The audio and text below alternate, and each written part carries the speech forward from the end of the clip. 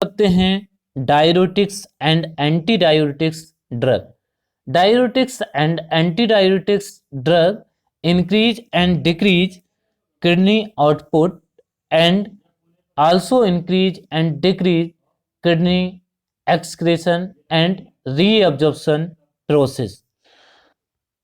सबसे पहले हम बेसिक इंट्रोडक्शन की बात करेंगे, उसके बाद हम ड्रग की बात करते हैं। किडनी दो किडनी होती हैं, राइट एंड लेफ्ट, और जो इनका मेन फंक्शन है filtration and removal of metabolic waste from the body. अगर बाय मिस्टेक एक किडनी काम करना बंद कर देती है तो कोई दिक्कत नहीं होती है, दूसरी किडनी अपना काम करना स्टार्ट कर देती है। जो डैमेज किडनी है उसका वर्कलोड दूसरी किडनी जो होती है वो करने लगती है, कोई ऐसी प्रॉब्लम नहीं होती। एक किडनी से बॉडी का काम चल जाता है। बाय मिस्टेक अगर दोनों ही किडनी में कुछ प्रॉब्लम क्रिएट होने लगे, जैसे कि GFR जो है उसका कम आने लगे, जो नॉर्मल GFR जितना आना चाहिए उतना नहीं आए, और यूरिन आउटपुट डिक्रीज हो जाए, तो उस कंडीशन में अगर यूरिन आउटपुट डिक्रीज हो जाता है तो यूरिक एसिड डिपॉजिट होने लगता है इन बॉडी, जिसकी वजह से जैसे कि गॉट बनना और भी प्रॉब्लम होना, यूरिन पास आउट नहीं होने की वजह से, किडनी जब काम नहीं करती हैं प्रॉपर वे से, तब ये प्रॉब्लम क्रिएट होती है।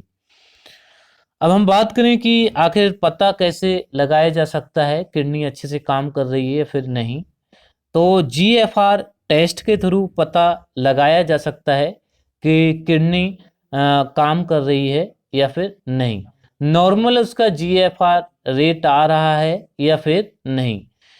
तो अगर इसके प्राइस की बात करें तो 150 रुपये भी प्राइस हो सकते हैं, या फिर ज़्यादा भी GFR टेस्ट के प्राइस हो सकते हैं। अब हम बात करते हैं introduction of diuretics drug. Diuretics drug की बात करें तो ये जो ड्रग हैं वो इंक्रीज कर देते हैं urine output and urine flow को इंक्रीज कर देते हैं, और ये इंक्रीज कर देते हैं excretion of water and salt. तो याद रखना है, डाययूरेटिक्स जो ड्रग हैं वो इंक्रीज करते हैं excretion of water and salt. अगर बॉडी में ज़्यादा कोई भी जैसे वाटर है या फिर साल्ट का लेवल ज़्यादा हो जाता है, तो ये जो ड्रग हैं वो इंक्रीज कर देते हैं एक्सक्रेशन ऑफ साल्ट। जैसे कि अगर हाइपरटेंशन में देखा जाता है मोस्टली कि सोडियम का लेवल बढ़ने की वजह से हाइपरटेंशन होता है, तो इसमें डाययूरेटिक्स यूज किए जाते हैं, और डाययूरेटिक्स इंक्रीज कर देते हैं यूरिन आउटपुट और इंक्रीज करते हैं एक्सक्रेशन ऑफ साल्ट, जैसे कि सोडियम साल्ट एंड वाटर। तो याद रखना है, ये जो डाययूरेटिक्स ड्रग हैं वो इंक्रीज कर देते हैं excretion of salt and water, या फिर जैसे कि देख सकते हैं excretion of sodium, potassium, calcium ions and water। And कभी कभी जैसे कि ये डाययूरेटिक्स यूज किए जाते हैं, तो उस केसेस में अगर ज़्यादा ये डाययूरेटिक्स यूज किए जाते हैं तो फिर इलेक्ट्रोलाइट की कमी हो जाती है, जैसे कि सोडियम, पोटेशियम और फिर वाटर की कमी हो जाती है। अगर हम बात करें जैसे कि जितने वाटर का एक्सक्रेशन एंड साल्ट का एक्सक्रेशन होता है, तो अगर इनका एक्सक्रेशन होता रहता है तो इसकी वजह से लॉस भी हो जाता है, जैसे कि सोडियम एंड वाटर। तो इनमें जो लॉस को रिकवर करने के लिए या फिर बहुत जल्दी जैसे कि जितना एक्सक्रेशन होता है सोडियम का या फिर वाटर का, उतना ही रीस्टोर हो जाता है। रीस्टोर में कौन इन्वॉल्व होता है?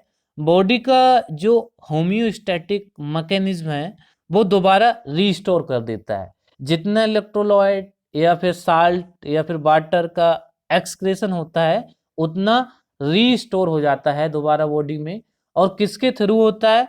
वो बॉडी के जो होम्योस्टैटिक मैकेनिज्म है उसकी हेल्प से हो जाता है। तो आपको सिर्फ याद रखना है, डाययूरेटिक्स इंक्रीज करते हैं यूरिन फ्लो या फिर यूरिन आउटपुट, एंड इंक्रीज करते हैं excretion of salt and water. तो हम बात कर लेते हैं जो हमारे ड्रग हैं वो कौन से मैकेनिज्म को मतलब कि फॉलो करते हैं। जैसे कि किडनी में दो प्रोसेस होते हैं। जो फिल्ट्रेशन की बात करें तो एक होता है रीअब्जॉर्प्शन, एक होता है एक्सक्रेशन। रीअब्जॉर्प्शन की बात करें तो रीअब्जॉर्ब हो जाना, दोबारा जो फिल्ट्रेट है वो रीअब्जॉर्ब हो जाना, जैसे कि फिल्ट्रेट जैसे कि sodium, amino acid and glucose, इनका दोबारा रीअब्जॉर्ब हो जाते हैं ये, और ब्लड सर्कुलेशन में चले जाते हैं। तो ये तो रीअब्जॉर्प्शन प्रोसेस रहा। आप देख सकते हैं इस डायग्राम में, रीअब्जॉर्प्शन हो रहा है। तो इसमें ग्लूकोज का रीअब्जॉर्प्शन हो रहा है, एंड सोडियम का रीअब्जॉर्प्शन हो रहा है, एंड अमीनो एसिड का। अब हम बात करते हैं आखिर ये ड्रग कैसे, मतलब कि ड्रग किस पे एक्शन करेगा। तो ड्रग का जो प्राइमरी एक्शन रहता है डाययूरेटिक्स ड्रग का, वो इनिवेट कर देना रीअब्जॉर्प्शन प्रोसेस। तो डाययूरेटिक्स जो ड्रग है वो इनिवेट करते हैं रीअब्जॉर्प्शन प्रोसेस ऑफ किडनी। तो रीअब्जॉर्प्शन को इनिवेट कर देते हैं वो, और इंक्रीज करते हैं एक्सक्रेशन प्रोसेस। तो एक्सक्रेशन प्रोसेस को डाययूरेटिक्स ड्रग इंक्रीज करते हैं एंड रीअब्जॉर्प्शन प्रोसेस को इनिवेट करते हैं। जैसे कि आप देख सकते हो इसमें ग्लोमेरुलर फिल्ट्रेशन, इसमें कैटायंस एंड एनायन का फिल्ट्रेशन हो रहा है, आप देख सकते हो। इस डायग्राम में भी फिल्ट्रेशन दिखा रहा है। कुछ जो जितने भी हैं, जो साल्ट हैं, वाटर हैं, उनका फिल्ट्रेशन इस तरीके से हो रहा है। जितना ज़्यादा ब्लड का फ्लो है उतना ज़्यादा फिल्ट्रेशन हो रहा है। अब हम बात करते हैं क्लासिफिकेशन ऑफ ड्रग। तो नंबर 1 हाई इफिकेसी डाययूरेटिक्स, जिसमें फिरोसेमाइड यूज होता है। And number 2 medium efficacy diuretics, जिसमें थियाजेड कैटेगरी के ड्रग यूज किए जाते हैं, जैसे कि hydrochlorothiazide. And number 3 weak diuretics, number a carbonic anhydrase inhibitor acetazolamide, and b potassium sparing diuretic, जिसमें कि number 1 aldosterone antagonist spironolactone, number 2 inhibitor of renal epithelial sodium channel, जिसमें कि अम्लोराइड, नंबर सी ऑस्मोटिक डाययूरेटिक्स, जिसमें कि mannitol. तो अब हम बात करते हैं mechanism of action drug and pharmacokinetic properties and uses. तो सबसे पहले हम बात करते हैं हाई सीलिंग डाययूरेटिक्स या फिर लूप डाययूरेटिक्स, एंड इन्हें आल्सो कहते हैं इनिवेटर of sodium potassium and chloride को ट्रांसपोर्ट। तो फिरोसेमाइड की बात करें तो इसमें फिरोसेमाइड इनिवेट करता है tubular reabsorption of sodium and chloride. कहाँ करता है? In proximal, distal and thick ascending loop of Henle, and increase करता है excretion of water along with sodium, chloride, magnesium and calcium. याद रखना है, फिरोसेमाइड सबसे पहले इनिवेट करेगा रीएब्जॉर्प्शन सोडियम एंड क्लोराइड। कहाँ करेगा? In proximal, distal tubules and thick ascending loop of Henle, और ये इनिवेट करेगा cotransport of sodium and chloride. Cotransport कहें चाहे रीअब्जॉर्प्शन कहें, तो ये इनिवेट कर देगा को ट्रांसपोर्ट को और रीअब्जॉर्प्शन को, और इंक्रीज करता है excretion of water along with sodium chloride, magnesium and calcium, and also increase करता है excretion of potassium due to high load of sodium। तो याद रखना है फेरोसेमाइड नंबर 1 इनिवेट करेगा reabsorption and cotransport of sodium and chloride. कहाँ करेगा? In proximal tubules and digital tubules and thick ascending loop of Henle. और increase करेगा excretion of water along with sodium chloride, magnesium and calcium, potassium.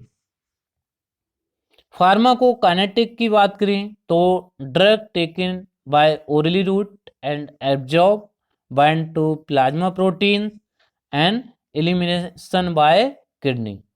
Doses की बात करें तो इसकी जो डोज है 20 to 80 mg पर डे के हिसाब से। किस टाइम? Morning time.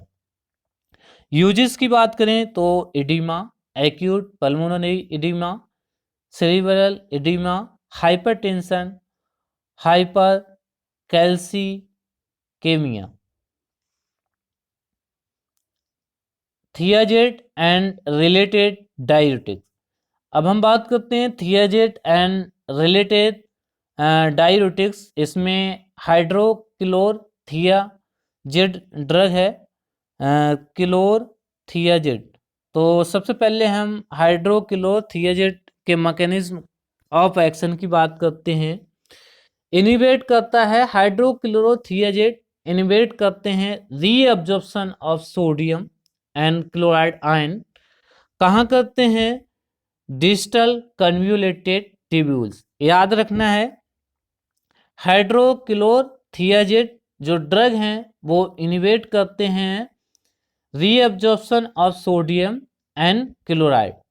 कहाँ करते हैं? In digital convoluted tubules and inhibit करते हैं symport and cotransport of sodium and chloride ions and promote करते हैं excretion of sodium ions and water. तो याद रखना है इसमें हाइड्रोक्लोरथियाजेड या हाइड्रोक्लोरथियाजेड जो ड्रग है वो इंक्रीज करते हैं एक्सक्रेशन ऑफ सोडियम, वाटर के आयन को इंक्रीज कर देते हैं, एक्सक्रेशन को इंक्रीज कर देते हैं और इनिवेट करते हैं reabsorption of sodium and chloride ions. Pharmacokinetic property की बात करें तो drug taken by orally route and after absorb and bind to plasma protein and metabolise by liver, elimination by kidney. Uses की बात करें तो oedema, hypertension, diabetes insipidus and hyper calciuria. अब हम बात करते हैं carbonic anhydrase inhibitor. Carbonic anhydrase inhibitor में एसीटाजोलामाइड ड्रग यूज किया जाता है।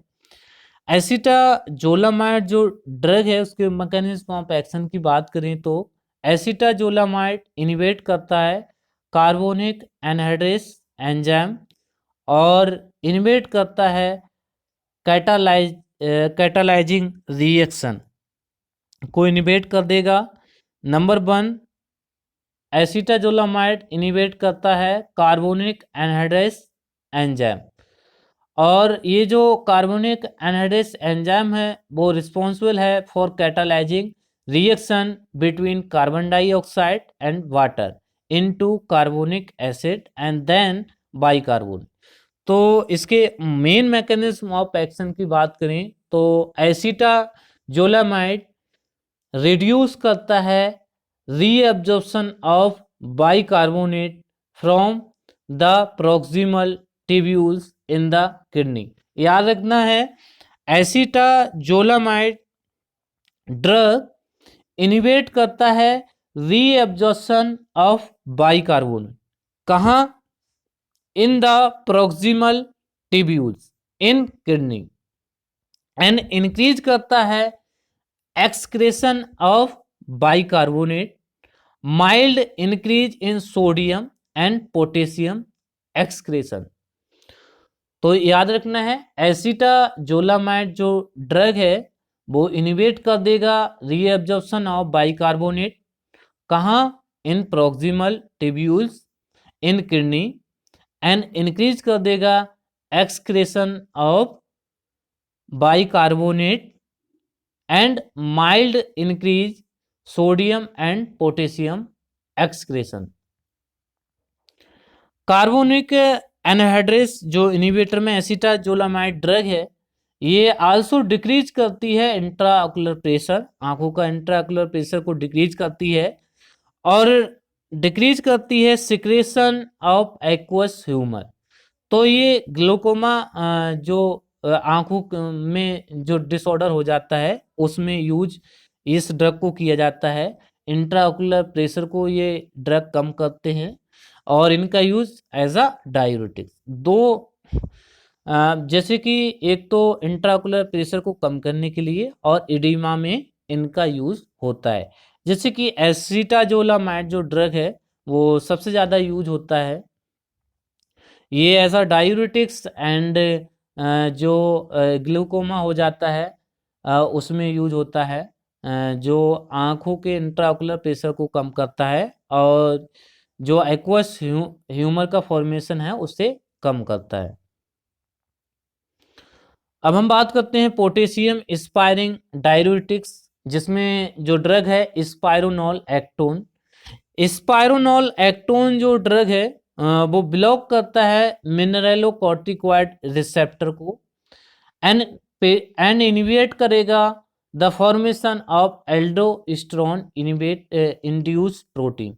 याद रखना है, स्पायरोनॉल एक्टोन जो ड्रग है वो इनिवेट करेगा सबसे पहले मिनरलोकॉर्टिकॉइड रिसेप्टर को और ब्लॉक करेगा formation of aldosterone induced protein, या फिर इनिवेट करेगा formation of aldosterone induced protein.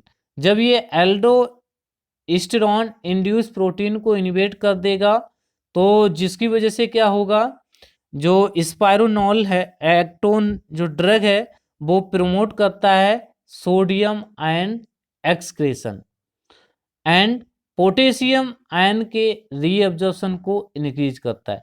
तो फर्स्टली जो याद रखना है, स्पायरोनॉल एक्टोन इनिवेट कर देता है formation of aldosterone induced protein और ये इंक्रीज करता है excretion of sodium ion and increase करेगा रीअब्जॉर्प्शन ऑफ पोटेशियम आयन। याद रखना है इतना। And spironolactone also increase करता है sodium ion excretion by direct action on renal tubules. अब हम बात करते हैं renal epithelial sodium channel inhibitor, जिसमें कि अम्लोराइड ड्रग यूज किया जाता है। तो इसके मैकेनिज्म ऑफ एक्शन की बात करते हैं। अम्लोराइड जो ड्रग है वो इनिवेट करती है सबसे पहले सोडियम पोटेशियम आयन एक्सचेंज के मैकेनिज्म को। याद रखना है, अम्लोराइड ड्रग इनिवेट करती है sodium potassium ion exchange mechanism को। कहाँ करती है? In digital renal tubules and interfere करेगी reabsorption of sodium in the digital tubules. तो याद रखना है, ये जो अम्लोराइड ड्रग है वो इंक्रीज कर देती है excretion of sodium bicarbonate calcium water and ये रीएब्जॉर्प्शन को इनिबिट कर देगी। आपको याद रखना है of sodium, reabsorption of sodium को इनिबिट करती है। कहाँ करती है? In digital tubule.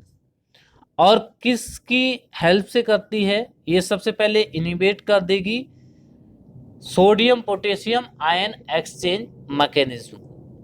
तो याद रखना है, अम्लोराइड जो ड्रग है नंबर 1 इनिबिट करेगी ion exchange mechanism of sodium potassium.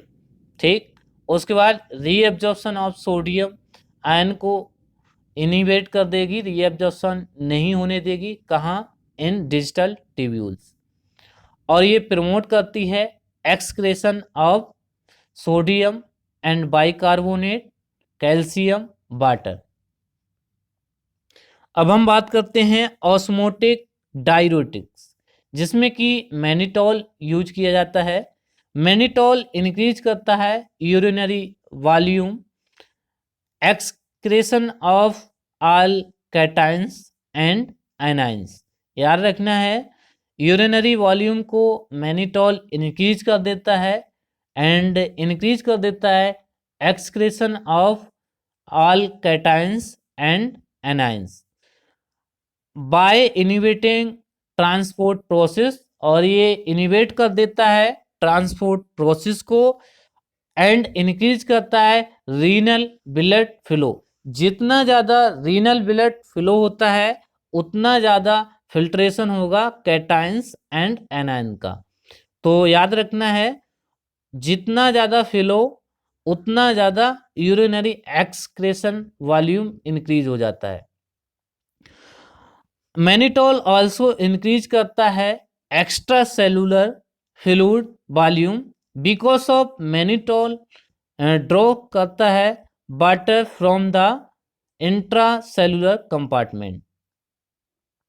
अब हम बात करते हैं anti diuretics drug. Anti diuretics drug की बात करें तो नंबर 1 जो एंटी डायूरेटिक्स ड्रग हैं वो डिक्रीज करते हैं यूरिन आउटपुट या फिर यूरिन एक्सक्रेशन को डिक्रीज करते हैं और यूरिन फ्लो को डिक्रीज करते हैं। आपको इतना याद रखना है कि ये जो एंटी डायूरेटिक्स ड्रग हैं वो डिक्रीज करते हैं यूरिन आउटपुट, ठीक, एंड डिक्रीज करते हैं एक्सक्रेशन ऑफ वाटर। याद रखना है, डिक्रीज करते हैं यूरिन आउटपुट एंड डिक्रीज करते हैं एक्सक्रेशन ऑफ वाटर। और इनके यूजेस की बात करें तो इनका यूज डायबिटीज इंस्पाइडस में सबसे ज़्यादा होता है। डायबिटीज इंस्पाइडस की बात करें तो इसमें जो यूरिन का आउटपुट होता है वो इंक्रीज हो जाता है। किसके कारण हो जाता है? इनएडिक्वेट secretion of anti diuretic hormone.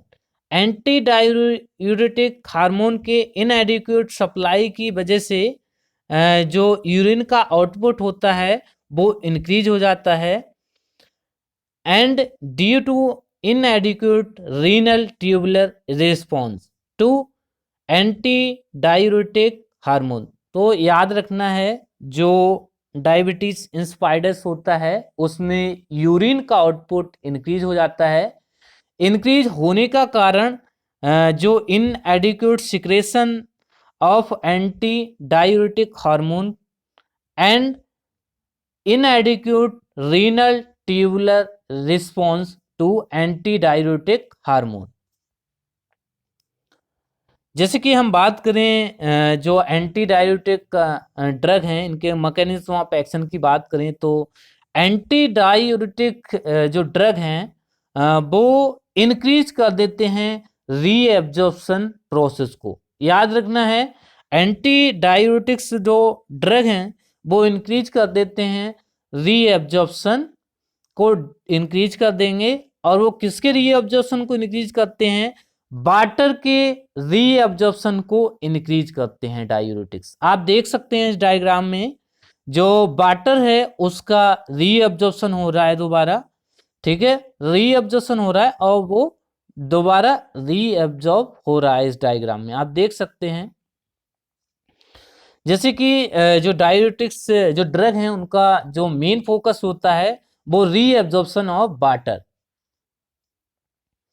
Classification of drug की बात करें तो इसमें एंटी डायूरेटिक हार्मोन जिसमें वैसोप्रेसिन यूज होता है। सबसे ज़्यादा जो ड्रग यूज होने वाला है वैसोप्रेसिन, और नंबर सेकंड थायाजेड डायूरेटिक्स, और number three मिसलेसनियस diuretics.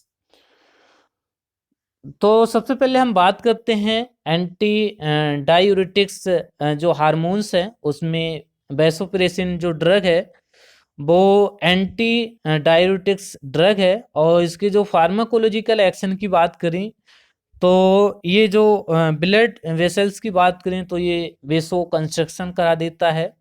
And GIT की बात करें तो इंक्रीज कर देता है प्री स्टालसिस मूवमेंट। एंड प्लेटलेट्स की बात करें तो एग्रीगेशन कराता है ये। एंड किडनी की बात करें तो ये इंक्रीज करता है वाटर रीअब्जॉर्प्शन एंड डिक्रीज करता है यूरिनरी आउटपुट। याद रखना है, किडनी की बात करें तो ये इंक्रीज करता है वाटर रीअब्जॉर्प्शन एंड डिक्रीज करता है यूरिनरी आउटपुट।